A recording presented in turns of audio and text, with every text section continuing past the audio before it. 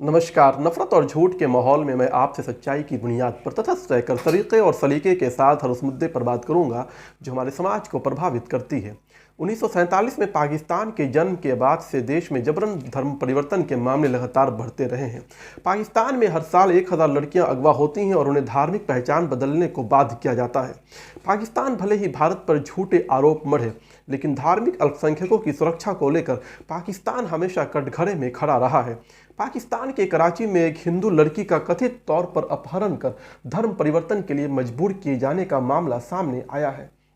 यह घटना कराची की है। रिश्तेदारों का आरोप है कि नाबालिग रोमिला तेजा महेश्वरी उर्फ सोनू का कथित रूप से अपहरण कर लिया गया।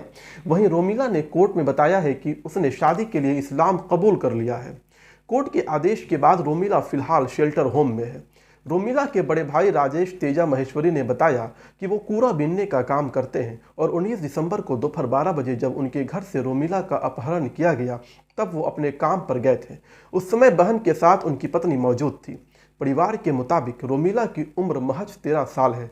उन्होंने कहा कि जब वो घर लौटे तो पत्नी ने बताया कि 3 लोग उनके घर में घुसे और उनकी बहन को ले गए।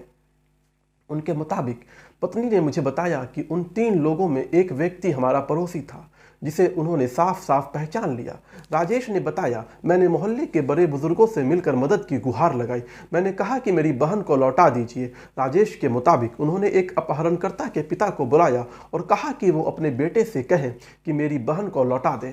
राजेश ने कहा कि इन लोगों ने पूरे मामले को 4 दिन तक उलझाए रखा। इसके बाद हमारे समुदाय के बुजुर्गों ने FIR दर्ज कराई। रोमिला कराची के बाहरी शेर शाह सिंधी इलाके में रहती थी। जब कोई और मदद नहीं मिली तो रोमिला के भाई राजेश तेजा ने 24 दिसंबर को नामजद FIR दर्ज कराई। FIR अरशद मोहम्मद साले और 2 अन्य लोगों के खिलाफ है। रोमिला और राजेश की मां का 8 महीने पहले देहांत हो चुका है और उनके बुजुर्ग पिता अपनी बेटी को वापस लाने के लिए मामले की पुरजोर पैरवी कर रहे हैं।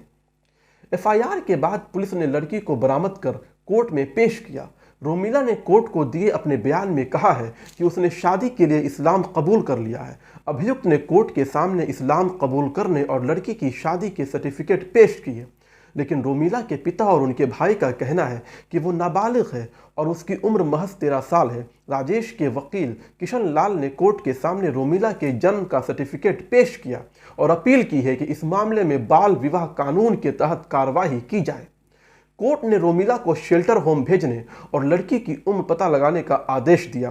कोर्ट ने मामले की पूरी जांच करने को भी कहा है। रोमिला के कथित अपहरण और जबरदस्ती धर्म परिवर्तन के खिलाफ कराची के महेश्वरी समुदाय ने प्रदर्शन किए। महेश्वरी एक्शन कमेटी से जुड़ी एक सामाजिक कार्यकर्ता नजमा महेश्वरी ने कहा, ये उपद्रवी लोग हैं और उपद्रवी लोगों का धर्म से कोई लेना देना नहीं होता है। ये केवल लोगों को डराते धमकाते हैं। उनके मुताबिक 13 साल की लड़की अपना धर्म नहीं बदल सकती।